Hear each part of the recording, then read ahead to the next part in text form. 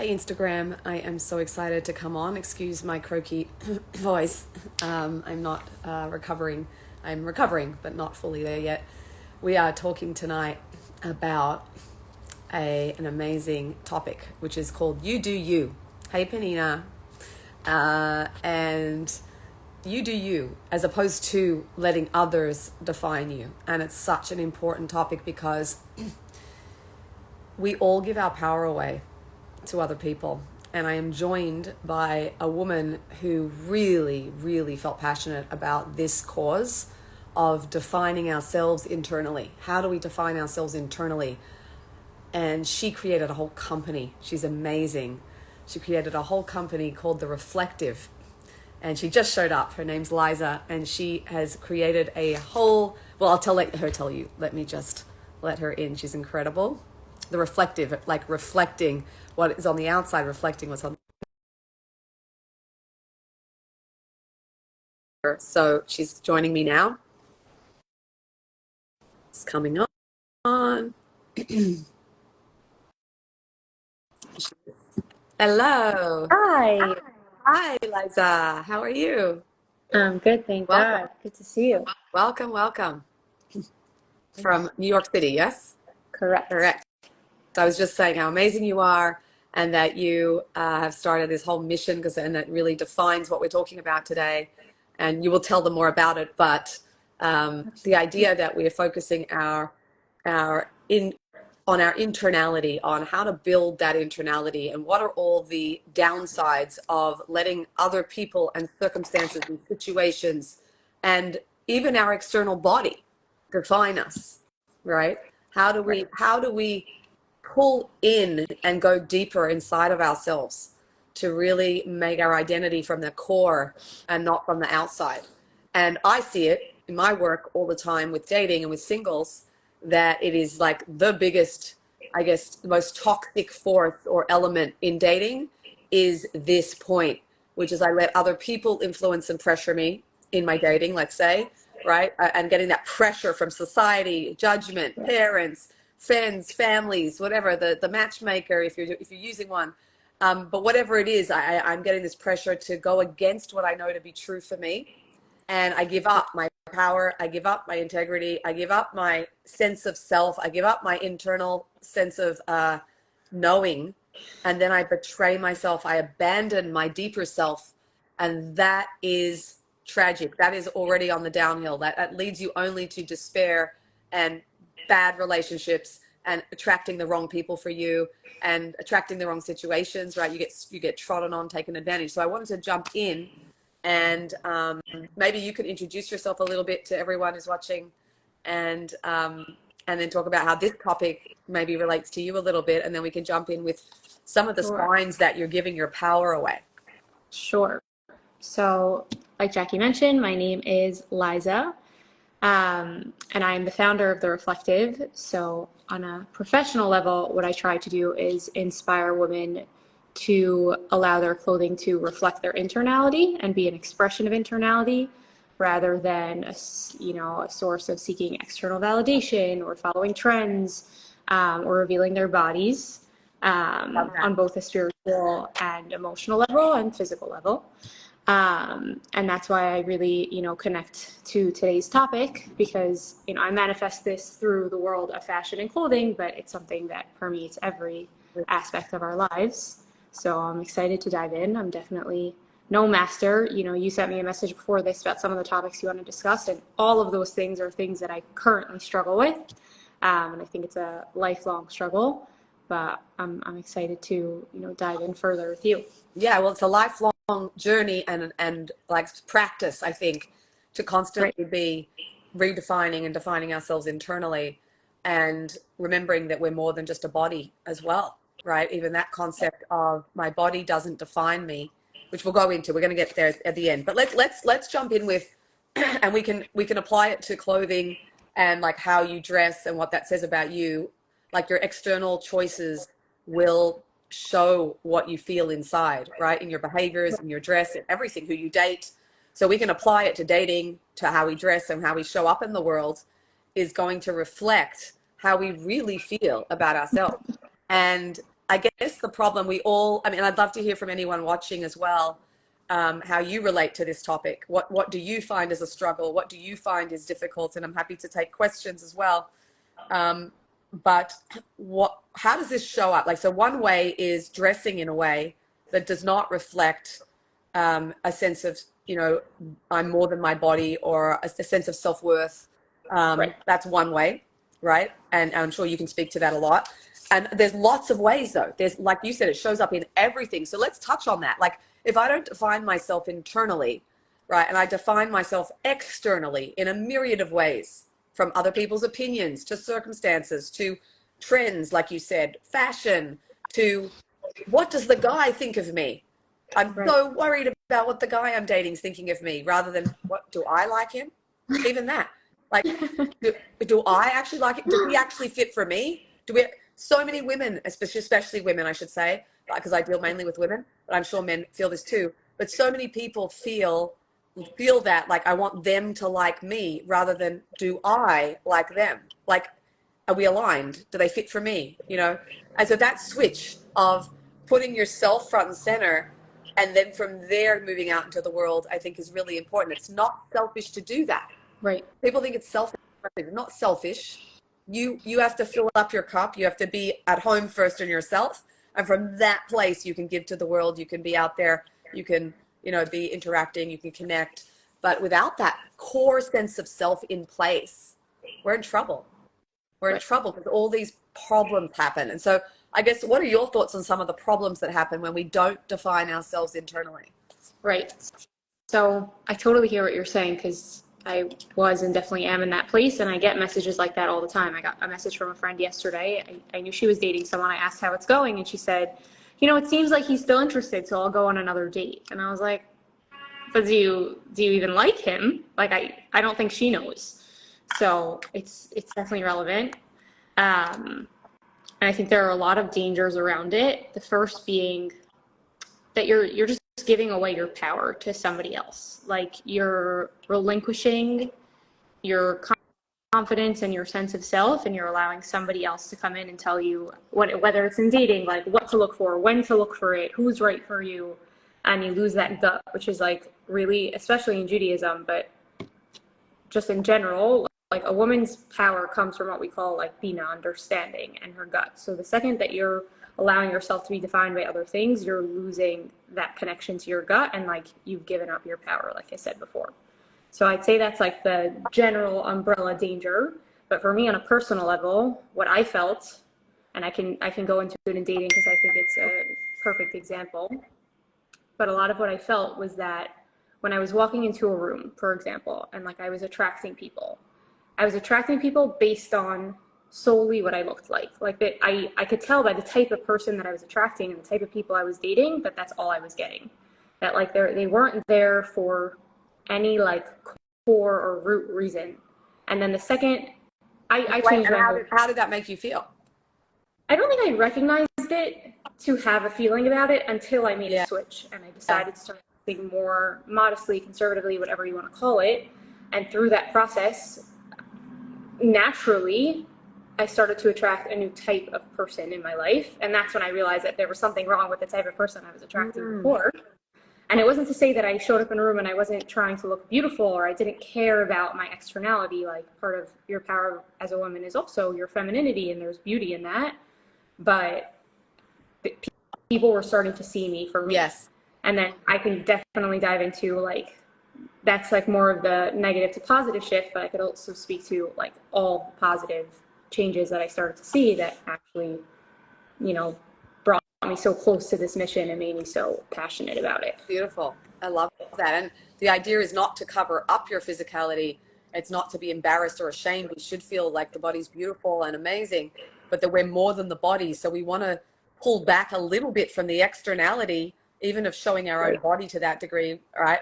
So that we can then connect more to the internality and have that shine through. And I think that that point is very important, that people recognize that, and that it's about a balance, right? It's about a balance of letting your soul shine through, so to speak. So I guess other problems that I see with this, when people don't define themselves internally, is they're driven by seeking validation, right? So seeking validation and running around looking for that validation, as well as and seeking approval or praise. You know, people, you can feel when someone wants you to compliment them and they're fishing for a compliment. So I always feel like bad for them, because I can feel that they're not able to do that for themselves, so they need it for other people, you know. Or like you said, when you said give your power away, what comes to my mind is indecision, like not being able to make your own decisions. Right. If you rely so much on other people and you give your power away, then decision making becomes impossible, which of course, making the biggest decision of your life, which is who to marry, then becomes impossible. Because, and that's when I deal with a lot of women, I deal with helping them tune in and how to trust themselves, right? Because you have to learn to trust yourself. But like, if you don't really have a self, because you're constantly giving yourself away, and you have a weak, very, very weak sense of self, so you run around. And how do you know this? If you have to run around for everyone's opinions on something right before you make a decision, do you call all your friends? What do you think? What do you think? What do you think? Right now, friends are great. There's nothing wrong with calling your friends. But if you feel that you constantly need their opinion and validation before you can confidently make a decision, then you might be giving your power away. You might be defining yourself externally. And what we find is, even when you get everyone's opinions, it doesn't make you feel better, because there's certain things in life you have to make that decision from yourself, especially who you marry, right? I hope so. Right, exactly. So I think that, well, you'd be surprised. I have dealt with so many people who were pushed into the marriage, pressured into the marriage, thought it would look good on the image level, and then they get in the marriage and 3-5 years in, they're miserable because it wasn't matched internally. So the most, I guess if I just segue a little bit into dating, the most likely prognosis for a great marriage is if you're matched internally. Now, if I'm not home internally, how am I going to match? If I'm not really aware of my internality and I'm not in tune with it, how am I going to match myself in marriage with the guy, right? So people are looking for very externals sometimes, and it might look good now for those externals, but in 5 years that those externals might completely change, like where you live, what job he has, even how he looks, depending, right? I hate to say it, guys, but we all have gravity and everything goes down. Everything sags, everything droops, we all get wrinkles. So like whatever it is now, it's about looking to the future when you're dating, and are we aligned internally? And that's really important, because you might not be aware of all of that to that level of depth and detail. And then that is really important to work out before you get married, ideally, you know, to be able to work out, what are my values? What do I care about? Where am I going? What's my direction? What are my deal breakers? What are my non-negotiables?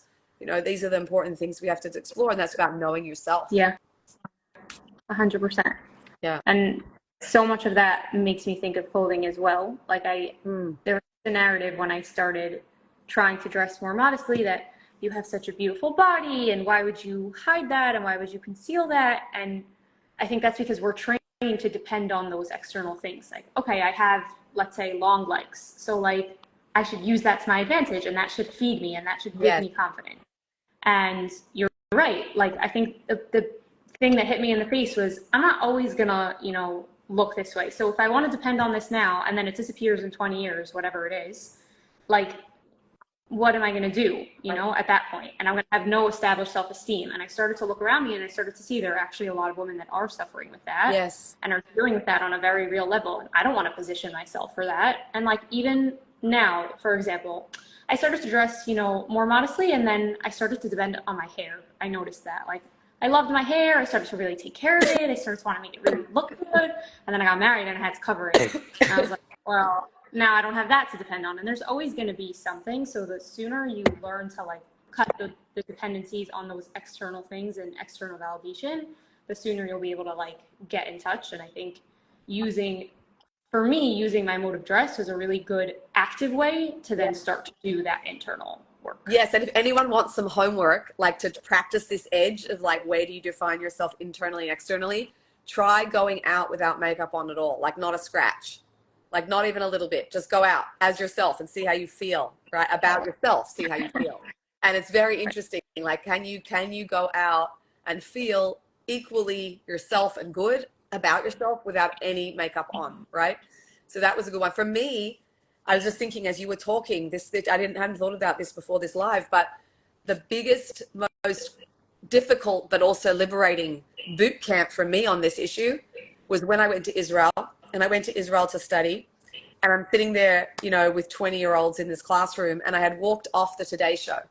I was on the Today Show as the Today Show psychologist in Australia. We copy America with everything. It's exactly the same format. I was the resident psychologist. And that, can you imagine? Talk about external validation, right? So I would walk into a room and people are like, aren't you the Today Show psychologist? Or I'd say I'm the psychologist on the Today Show.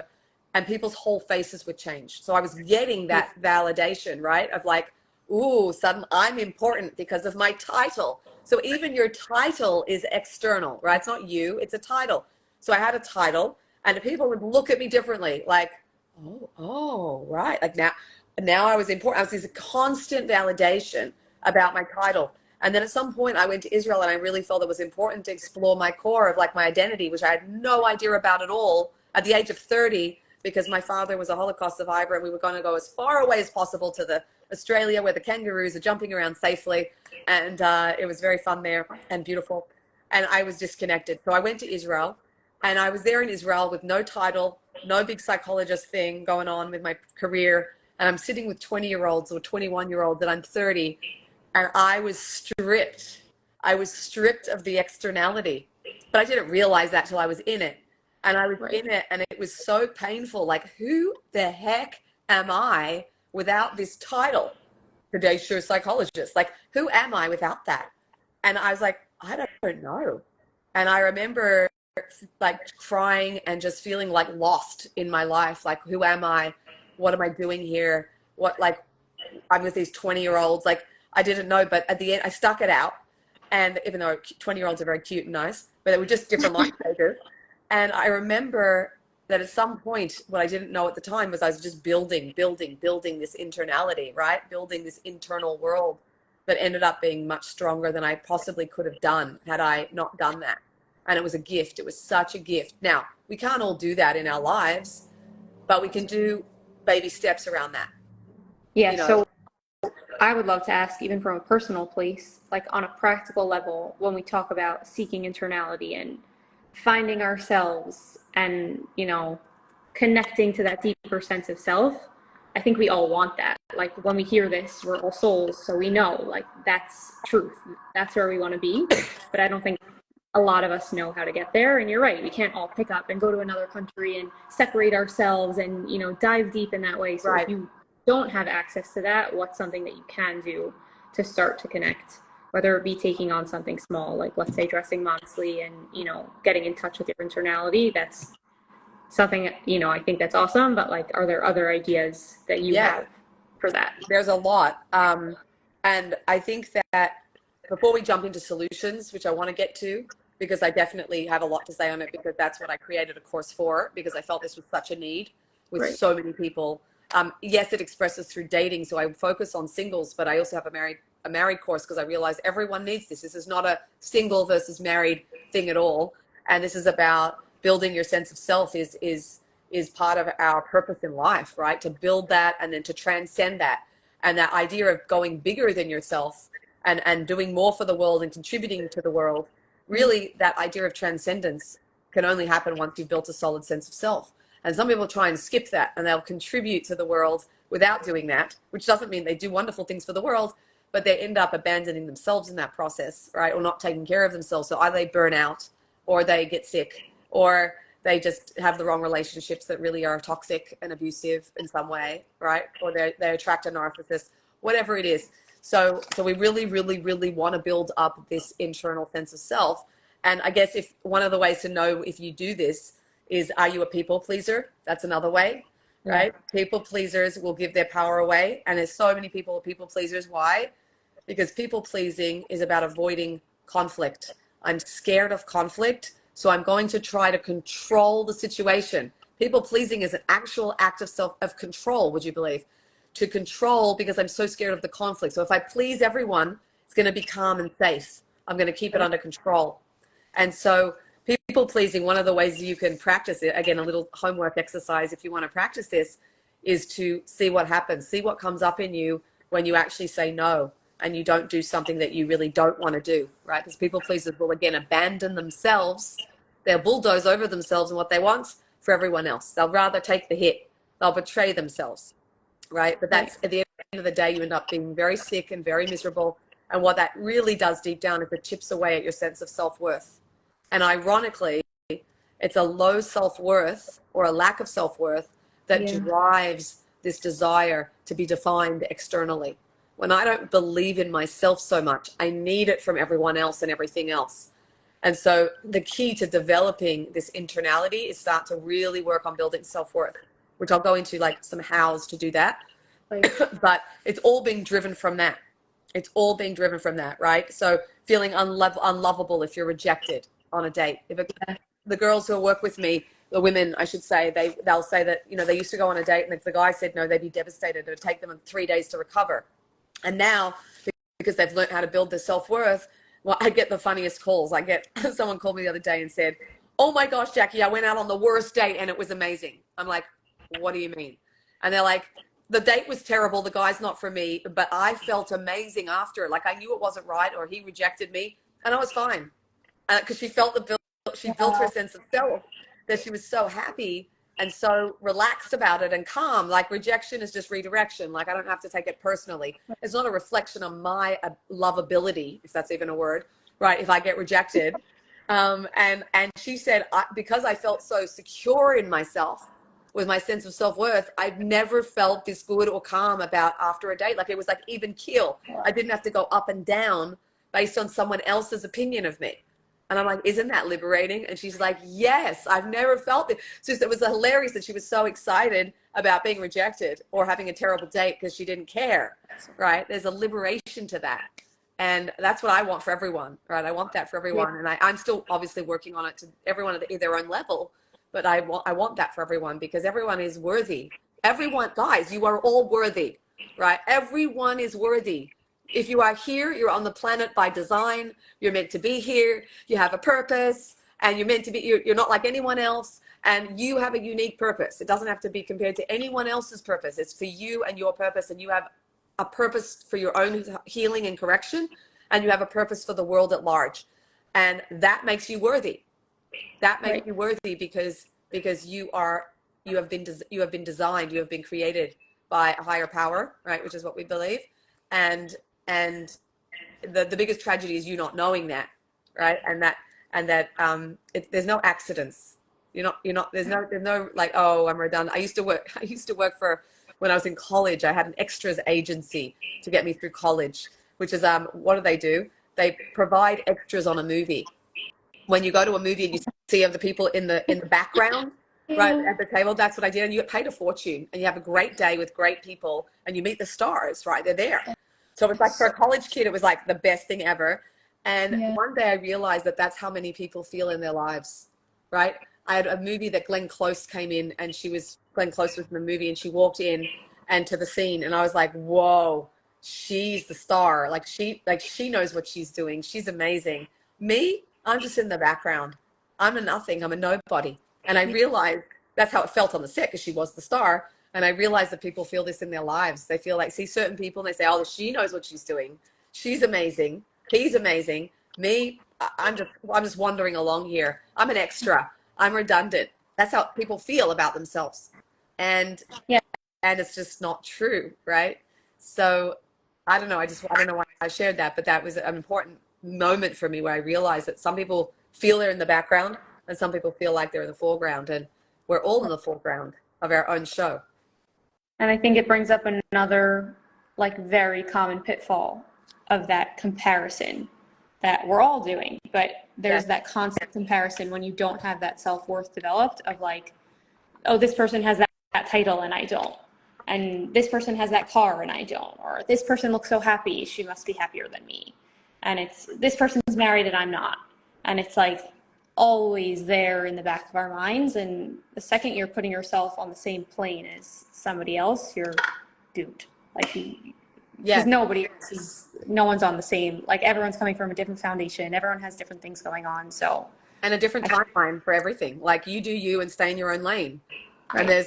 there's a pathway for you, and someone else's success or failure is no reflection on you at all. Right. Nothing. And so the first thing you can do is catch yourself when you go to compare. As soon as you start comparing, as soon as I'm talking to myself, as soon as we start comparing, you can catch yourself and go, no, I'm not going down that track. I know where that leads if I go down that track, right?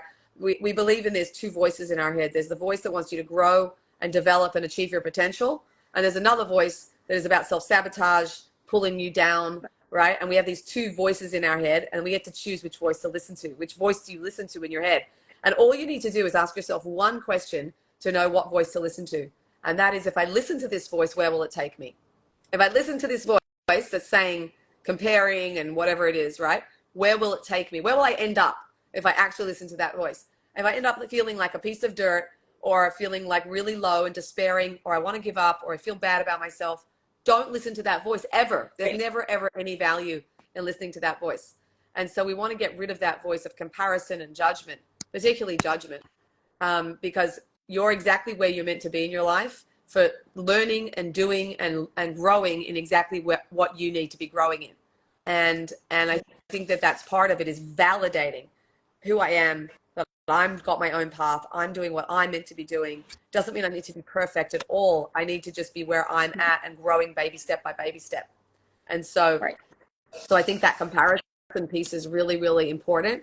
And being able to say no, I think, is the other big one about boundaries, that when you don't have a sense of internality, it's very hard for you to set boundaries. It's very hard to set boundaries because a boundary defines where I end and you begin. And if I don't believe that I have a right, or if I'm worthy enough to have a space where I can say no, that's enough, then I'll just be weak on that boundary, and I'll end up giving my power away. I'll end up extending myself in a way that is not good for me. I'll be resentful. I'll get walked all over. I'll attract toxic people, right? And so that's very important. If you is to check with yourself, because I know you're asking for homework. Check, how am I with setting my boundaries? And when I say no, can I do it with confidence and security, or do I do it with feeling guilty and feeling bad and like I don't want to do it, I'm resisting it? That's really important. I think it's also amazing to hear that, like, for myself, I always thought that these were going to be my challenges in dating. But then once you have the security of a partner and you've been, chosen, and you have this like safety net, that these things would start to dissolve. But they definitely don't. They're just as real in a relationship, and they come up, if anything, more often because you're constantly confronted with them. And they impact your partner. That is so important, what you just said. Like and I want everyone to really think about this, especially if you're single, that people really believe that when you get married, because you have this person that's chosen you, and you feel loved, that all those feelings go away. And I think it's really important to discuss the fact that not only do they not go away, they exacerbate. Yeah. Because why? 100. Because that's part of what you're meant to be correcting and healing on the planet. That's what you're here for. You're meant to be correcting this, right? We call tikkun in Hebrew, right? It's your tikkun. So your soulmate will reflect back to you. Of course, they're going to love you, but they're going to reflect back to you where you have those holes and those gaps that you need to develop to become more whole, right? And you either can choose to project it onto your spouse and blame them, which I don't recommend, or own it, right? Don't go down that track, or own it and say, okay, I need to work on this. Wow, I didn't realize I have to work on this self-worth issue or boundary issue, or whatever issue it is, right? Right. And the sooner you do it, the better, because the other thing that we don't think about is that once you're in a relationship, all those insecurities that you have now impact your partner. Whether it's, let's say, for example, you have a very hard time with criticism, and then your husband needs to come to you and tell you something that you're seriously doing wrong, that's seriously impacting him in your relationship. He doesn't have the space to do that because that's your insecurity, and you can't handle it, and you shut down, and like you've created a blockage in your relationship. And in marriage, every blockage is huge. So the sooner and the more upfront you are able to deal with those things, the healthier your relationship will end up being. And the better it is for your partner. You're impacting two people, not one anymore. Yeah, and it's so hard sometimes to separate from your partner and really like separate out your issues. sometimes your issues trigger and hook their issues. So that's why I always encourage my singles, do the work now outside of marriage. It's so much easier because then you start the marriage at a different level, right? I had a lot of time to develop myself outside of marriage, right? And a lot of time, right? For anyone knows my journey, some people know my journey. It's a crazy story. And I got married very late in life, so I really empathize with the journey of singles because I lived it for so many years. And it is so much easier to start at a different level. I still get triggered, and I'm like, whoa, I didn't realize that was there, right? You know, as things get mirrored back. But at the same time, it's just strong. You're stronger inside. So do the work now, Yeah. right? Do the work now. Play it out with friends and colleagues and bosses and whoever else, other family. And you know how you are, and people don't like to hear this, but how you are with your immediate family, usually how you react to your immediate family is often how you'll react in marriage. That's scary. Is it right? Do you think that's true? I think so. I think so. Yeah. A lot of the tendencies like show up again once you get comfortable. Correct, because that's your core. Yeah. And so then you get a chance to correct that, but you can't blame your family for it because you're in your marriage, not your family now. So you get to work on it, but with compassion, right? We got to do this with compassion and with curiosity, this inner work. And the only way you can develop your internality, I guess we should segue to that because I see it's getting late. I see we just chat and chat. It's such an important topic. Yeah. There's so much to say on it, but you know, again, I just want to say, if you're guilty saying no, if you feel pressured when you date and what people say and your family says, or if you can't handle being rejected by someone because you just get so beaten up inside from it, these are all clues, right? Or you're a people pleaser. These are clues that you need to work on your internality, defining yourself internally and not externally. And so how do we do that? How do we do that, right?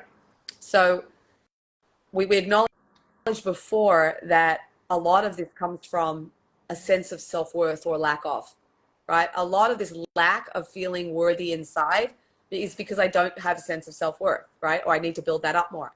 And so where does that come from?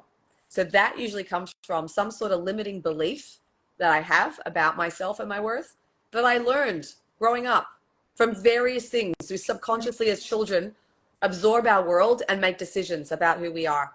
Yeah. And even from the most loving families. So it's not about being in a terrible environment, although of course if you are, as in abusive or hurtful or neglectful or whatever, you will definitely develop low self-worth. But I'm saying even the relatively normal, healthy people with regular dynamics in a regular family of a loving family will develop sometimes these issues for sure.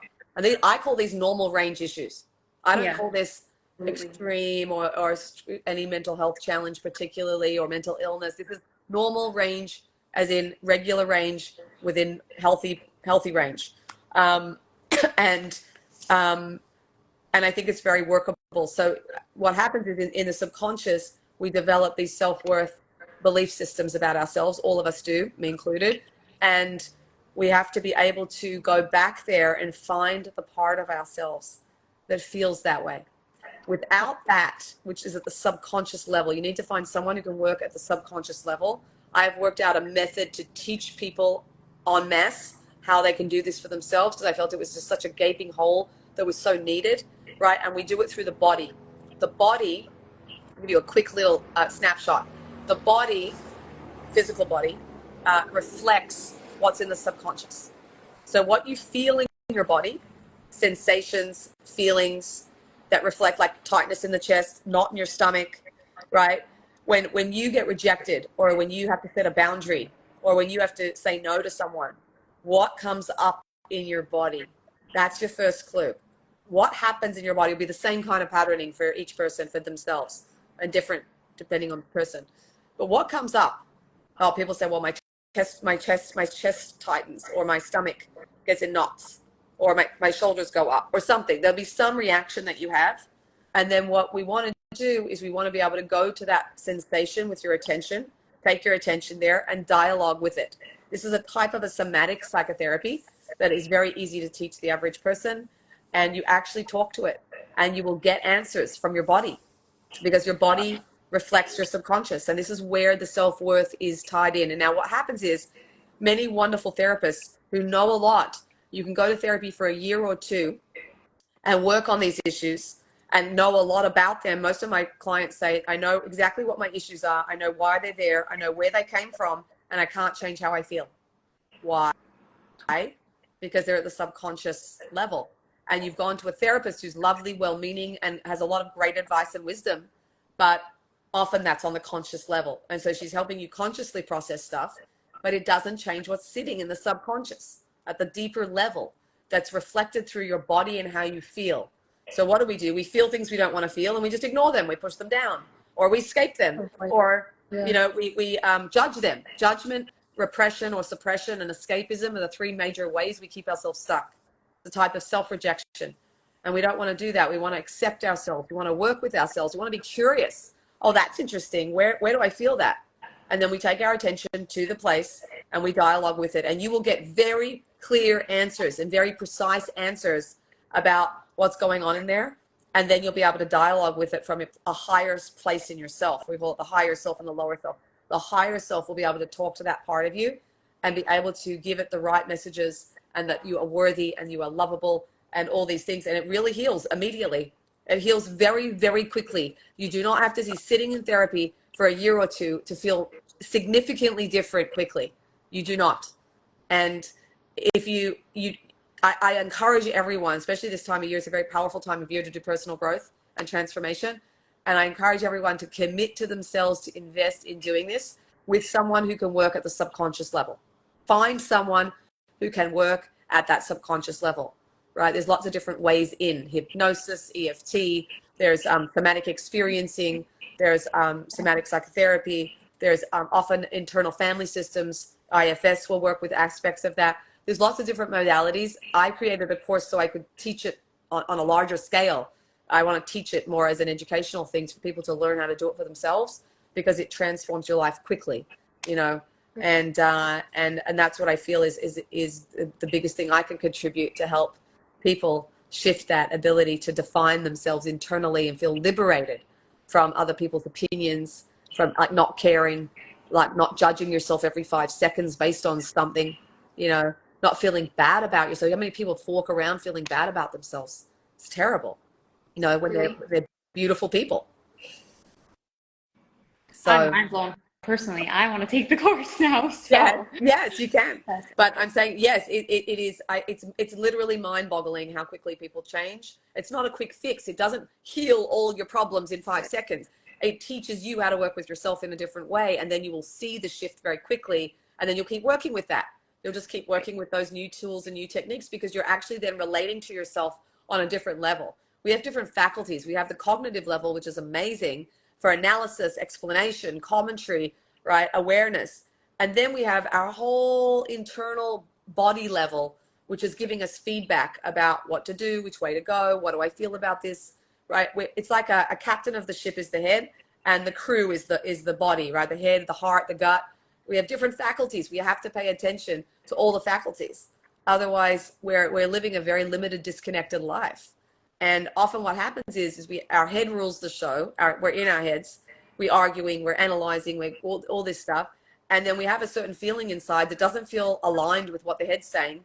And we just belittle ourselves. We betray ourselves. We push it down. We ignore it. We judge it.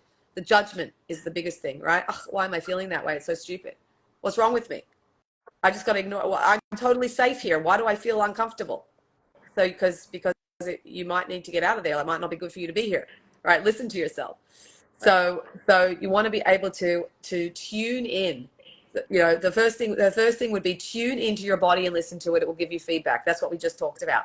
Number 2, know you are a soul and not just a body. You have a higher self, not just a body. In fact, we say my body. Who's the my? Right?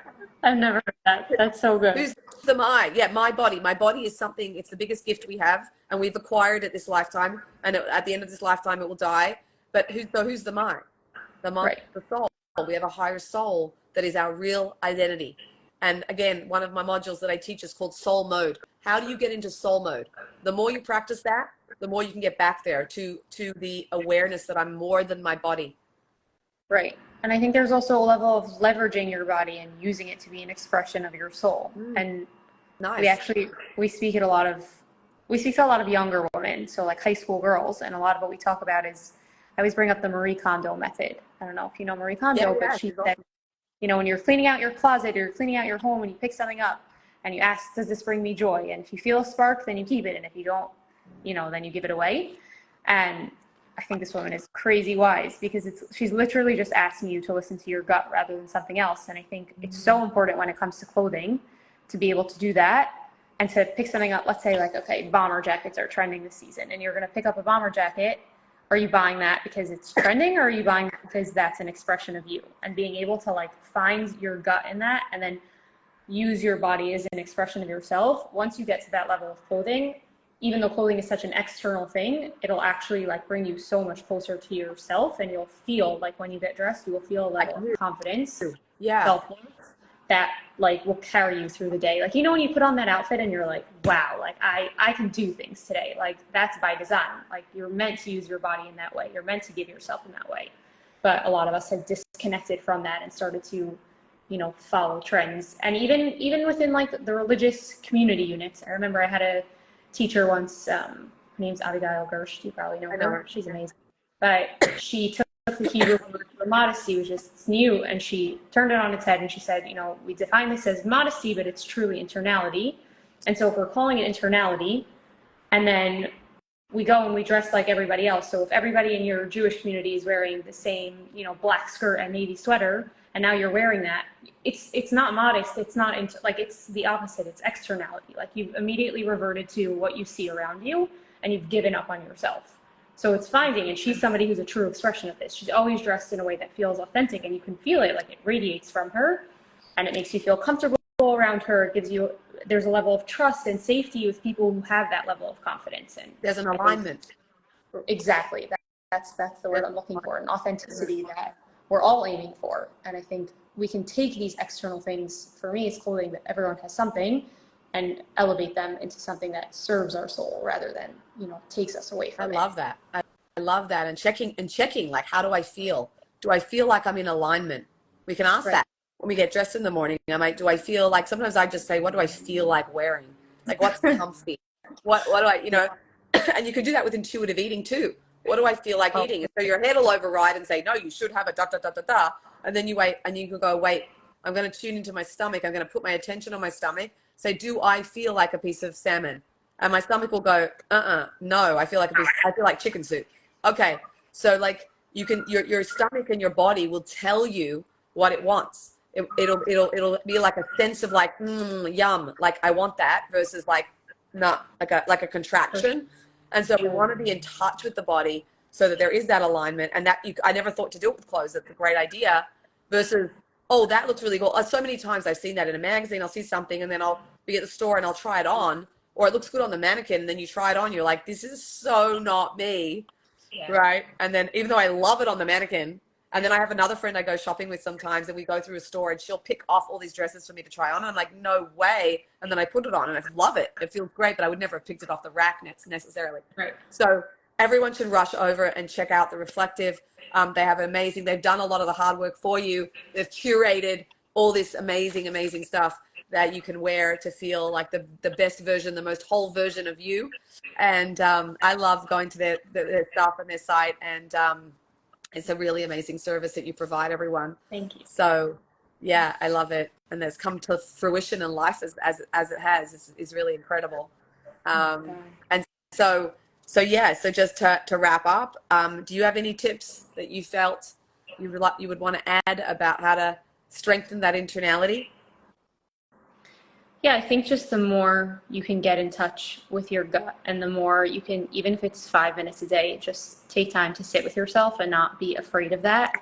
The easier it'll get, the more comfortable it'll get, and the more you'll be able to truly hear your own voice. So like you said, this is a really good time to do that. Just 5 minutes every day. Hear your own voice. Sit with yourself. Yes. A lot of people can't sit with themselves. I won't say most, but a lot. We need the distractions. Why? Because you don't want to feel what comes up when you sit still. And if you can, that's again part of what I teach people. How do you sit with yourself, right? How do you actually allow yourself to be as you are without making it wrong or bad? Right. And maybe now, you know, if it is hard for you, we can take your advice of speaking to whatever that feeling is when it comes up. Like, Yeah. I feel like it makes us feel a little bit safer when we have something to do with that time. And that's a really, I think, healthy and productive way to own that time and not let it like take over you or take over your thoughts. Right. The key here is to go into what I call observer mode. Observer mode is where you can like take your attention to the top of your head, inside your head, and observe whatever's going on in your body. And you identify with the observer. The observer really is the soul. And so, because the soul is always observing, it's just awareness. And if you can go into observer mode, like if you right now notice your breathing, and if I asked you to count your breath, you could count your breath at the same time that your body's naturally breathing at its own pace, right? If I say count your breath, and you just like sit there and let yourself breathe, and you can count 1, 2, right? So as you're doing that, if we slow it right down, your body's breathing at its own pace, doing its thing. And there's another level of you observing the breath and watching the breath and then counting it. So there's 2 levels of awareness at any one time going on that you can get tuned into if you're quiet with yourself for a minute. And that's what we call dual awareness, 2 levels of awareness. And it's through that dual awareness that you can have a relationship with yourself that's very different, as well as not identify and define by my physical body or by anything else. We want to really strengthen the identification with the observer part of us. And then we're free. We can choose differently, and we can really define ourselves internally in a healthy way from a higher place, right? We feel cheap when we've been defined just by the physical body because it's a lower self, and we know that we're more than that deep down. And so when we define ourselves by the higher self, the observer, then we'll never feel that way. And we won't tolerate other people treating us that way. Like you said, you didn't even realize till after you made the shift that guys were relating to you that way, because you were in that mode too at that Right. point. And then as Exactly. you shifted into your higher self, you were like, whoa, now I feel where they're coming from. I don't like that. Yeah, I love it. 100%. I love it. Well, I hope we've given people some ideas, some food for thought. I hope people feel validated. I hope it's resonated. And if you want to work on how your physical, is in alignment with your higher self, please go to the Reflective, have a look at the beautiful options they have for you there. I'm definitely going to go look. I try and go and look every couple of months to see what's there. And if you're interested in doing that internal work of like also identifying some of those limiting beliefs that define your self-worth, and that you don't want to do that anymore. You don't want to people please. You don't want to react badly to rejection. You don't want to be able to not set boundaries, all this stuff. If you want all the things we were talking about before, you don't want to have to seek validation from others all the time, then, or compare yourself to others and feel bad, then feel free to DM me, and I'm happy to see how I can help you as well. But Amazing. a wonderful new year. I know it's a Jewish New Year, so we should have a Shana Tova, and very sweet and revealed goodness. And you should have amazing blessings to achieve all the things that you want to achieve in this world. You're a special soul. Thank you. Thank you for having me. This was amazing. I definitely learned a lot, so I hope that everybody gained something. Amazing. Yeah, me too. All right. We'll post it on our feeds. Thanks, guys. Have a great night. Bye.